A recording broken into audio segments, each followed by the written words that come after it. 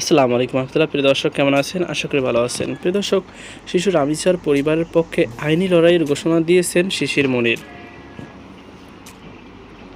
রাজধানীর পল্লবীতে দ্বিতীয় শ্রেণীর শিক্ষার্থী রামিসা আক্তারের ঘটনায় দায়ের করা মামলায় ভুক্তভোগী পরিবারের পক্ষে লড়াইয়ের ঘোষণা দিয়েছেন সুপ্রিম কোর্টের জ্যেষ্ঠ আইনজীবী মোহাম্মদ শিশির মনির।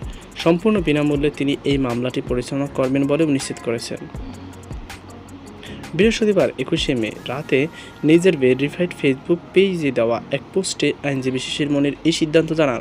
ফেসবুক পোস্টে তিনি লেখেন, শিশু রামিসা ধর্ষণ ও হত্যা মামলার পরিবারের পক্ষ থেকে আইনজীবী হিসাবে দায়িত্ব পালন করবে ইনশাল্লাহ। পরে সংবাদ মাধ্যমের সঙ্গে আলাপকালে এই জ্যেষ্ঠ আইনজীবী বলেন, বিনা পয়সা শিশু রামিসার পরিবারের পক্ষে মামলা পরিচালনা করার উদ্দেশ্য যেন দ্রুত এই ঐশাসিক হত্যাকাণ্ডের বিচার নিশ্চিত করা।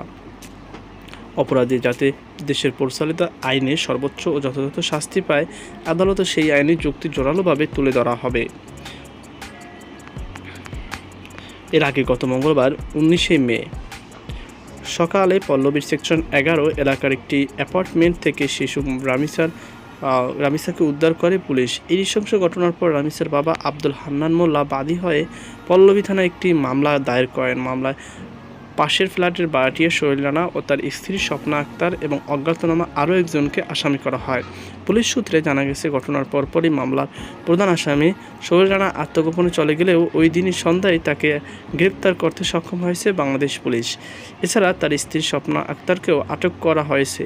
প্রাথমিক জিজ্ঞাসাবাদে আসামি সোহেল রানা ইয়াবা সেবন করে শিশু রামিসার উপর পৈশাচিক নির্যাতন, ধর্ষণ ও হত্যার কথা স্বীকার করেছে।